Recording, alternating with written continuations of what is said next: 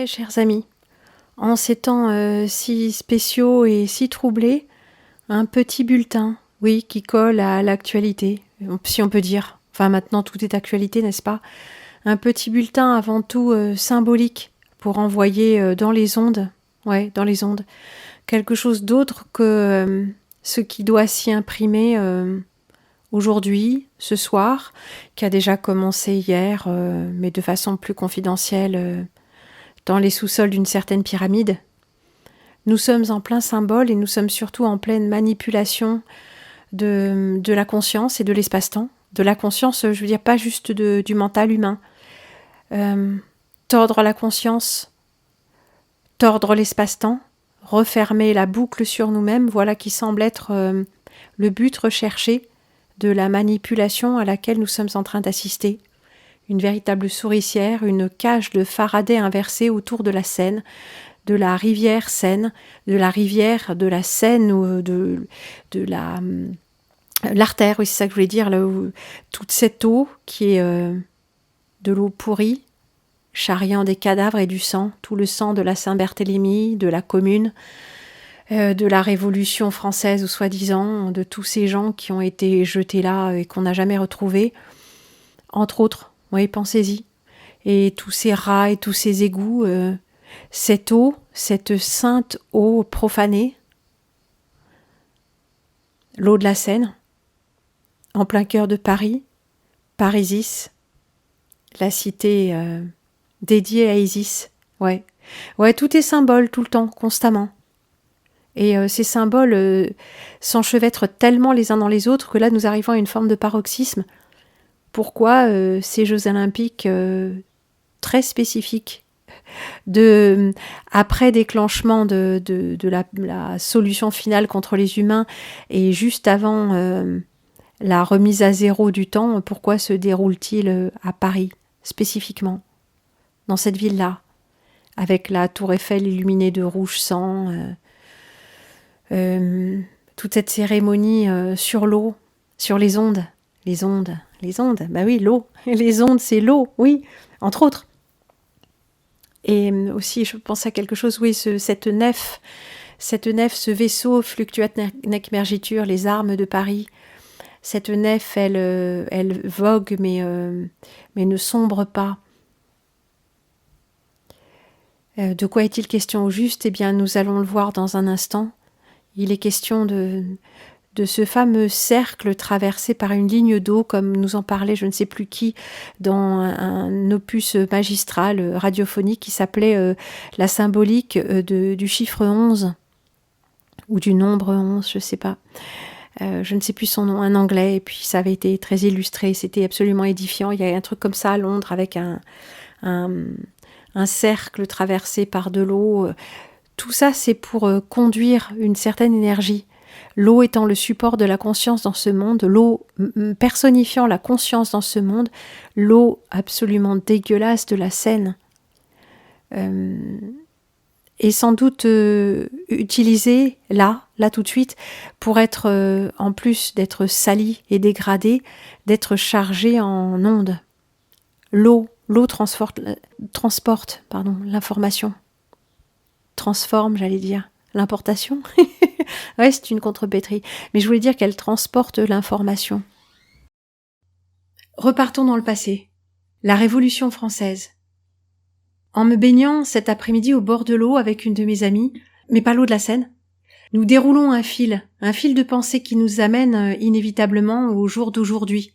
Oui, ça se dit pas, au jour d'aujourd'hui, c'est-à-dire il nous amène à aujourd'hui, le 26 juillet 2024, à Paris. Non, moi je suis pas à Paris, mais notre esprit y était.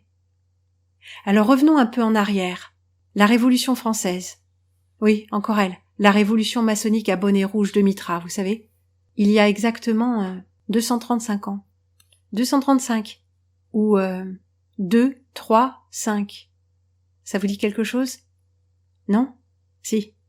La spirale de Fibonacci.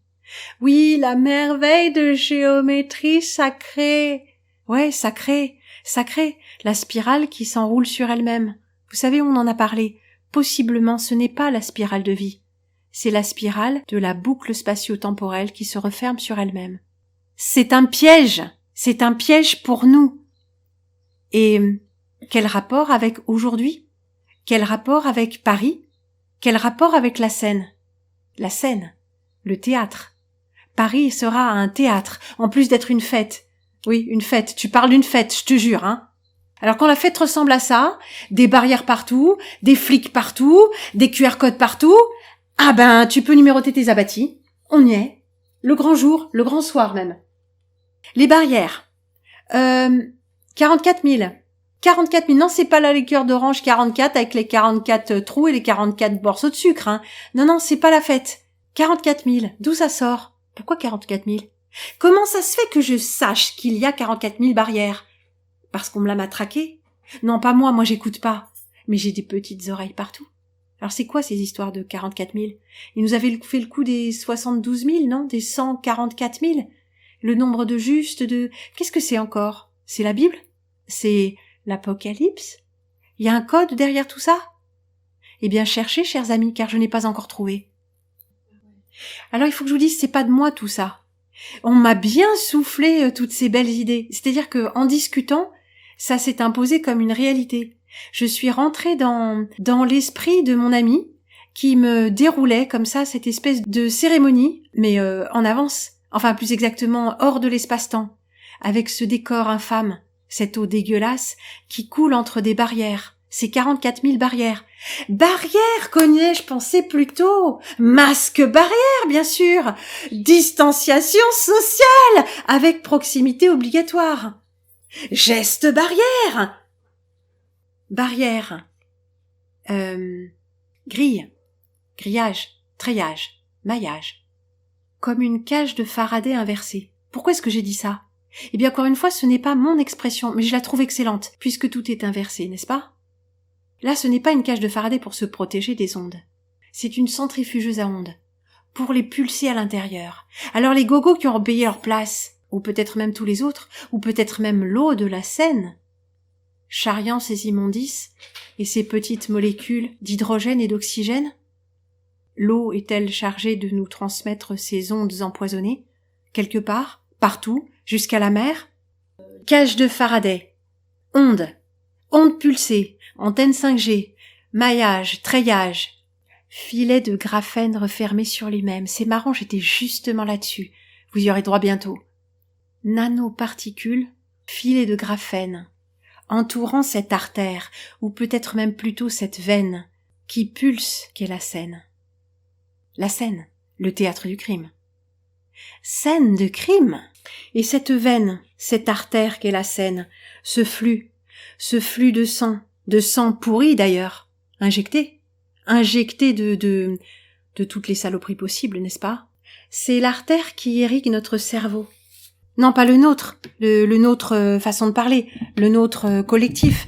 Paris, cette grande ville, la capitale. Capitale, ça veut dire tête, excusez-moi, mais je n'ai rien inventé. Et à l'intérieur de cette tête, nous avons cette cervelle. Rive droite, rive gauche. Hémisphère droit, hémisphère gauche. Le tout irrigué d'un sang empoisonné, emprisonné dans ce maillage technologique, nanotechnologique, de neutralisation du vivant. Au cœur de cette petite cervelle, la glande pinéale, ou pituitaire. De toute façon, il y a les deux, on peut pas se tromper. Au cœur de l'une des deux, l'île de la Cité, avec en son centre Notre-Dame. Oui, peut-être j'exagère, mais peut-être pas. Cette glande pinéale, ou pituitaire, allez savoir, chacun fera son choix, n'a-t-elle pas déjà été neutralisée, grillée? Alors Notre-Dame et sa flèche, détruite par le feu, comme notre glande pinéale, à l'intérieur de notre cervelle. Alors grillée par le feu ou grillée par les ondes, par les nanotechnologies, ou par les pollutions sans nombre, par l'effet cocktail peut-être. Est-ce que tout ça n'est pas une monstrueuse mise en scène, si j'ose dire?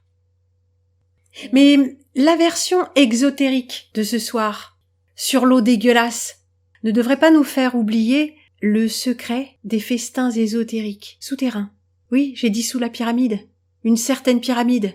Oui, il y en a pas 36 à Paris, a priori, hein.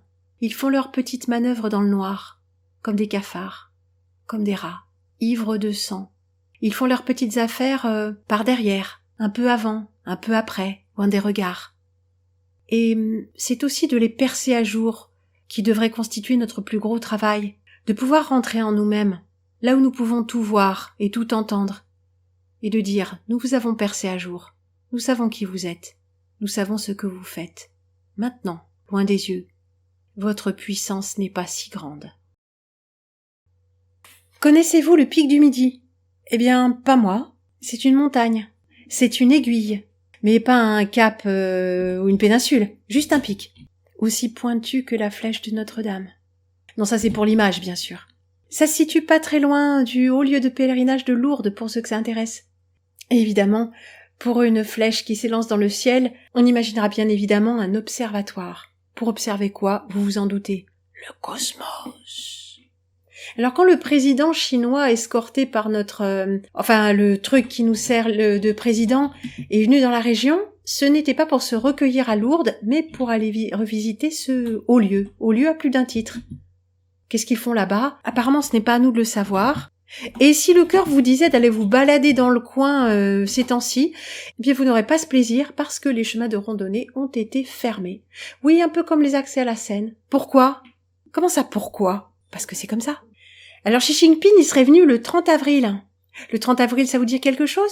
Eh ben, c'est la nuit de Walpurgis. Le grand sabbat des sorcières d'avant le 1er mai. Ah, mais des fêtes comme ça, ils en ont à l'appel, hein. Alors reparlons du pic du Midi. Non, pas le pic du Midi du côté de Pau, dans les Pyrénées-Atlantiques. Non, Pyrénées centrales. Pyrénées. Oui, Hautes-Pyrénées, bon, d'accord. Pyrénées quand même. Le pic du Midi, c'est un truc très spécial. C'est ce qui, sur l'horloge des francs-maçons, l'horloge astronomique des francs-maçons, détermine le véritable centre. La tige. Vous savez, le gnomon, c'est grâce à ce genre de truc qu'on sait que la Terre est ronde, soit dit en passant. Cette tige verticale, lorsque le soleil est à midi pile, elle ne projette aucune ombre. Le gnomon, sans aucune ombre, c'est ça le pic du Midi. Alors il y a tout un blabla sur le centrage, évidemment, le fil à plomb, toute leur verroterie pseudo-spirituelle, mais c'est quelque chose d'important, d'essentiel, de central pourrions-nous dire. Nous avions le pic du Midi de ces obsédés du temps. Vous savez que les gardiens du temps ne sont pas les maîtres du temps. Nous l'avions vu déjà de nombreuses fois avec cette obsession pour les horloges astronomiques, les gnomons, les pyramides, tous les calendriers de pierre, qui indiquent à coup sûr lorsque le soleil s'est décalé. Pic du Midi, horloge de minuit, également appelée de son petit nom charmant, horloge de l'Apocalypse, ou de la fin du monde. Mais c'est quoi cette horloge de l'Apocalypse ? C'est encore un truc de complotiste ou quoi ? Pas du tout. C'est une horloge qui a été mise en route en 1947, par les Humites, moi je dirais. Non, c'est pas mon ami qui m'a dit ça, mais moi je me dis 47, Seconde Guerre, un peu avant, un peu après, ce serait bien de leur tour, non ? Et elle fait quoi, cette horloge ? Elle décompte le temps. Ah ! Tu veux parler d'un compte à rebours, comme le truc que Werner von Braun avait inventé pour les fusées ?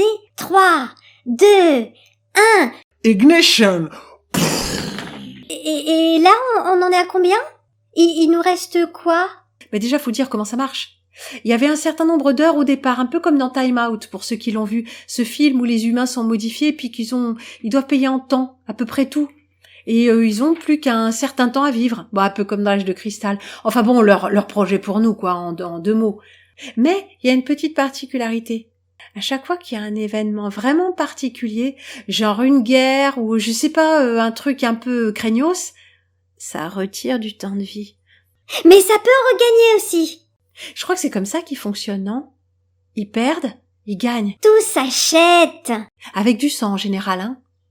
Mais comme ces bandes d'emplafonnés, ils ont mis leur horloge en 1947, ils l'ont réglée sur 23h53. Il nous restait que 7 minutes. La symbolique du chiffre 7, Madame Lagarde ? Non, vous pouvez nous en dire plus ou Ou on attend que ça pète. Et là, il nous reste combien ? Ça fait rien dire parce que tu peux en perdre et en gagner. Mais bon, en gros, il te reste 1 minute 30 à vivre.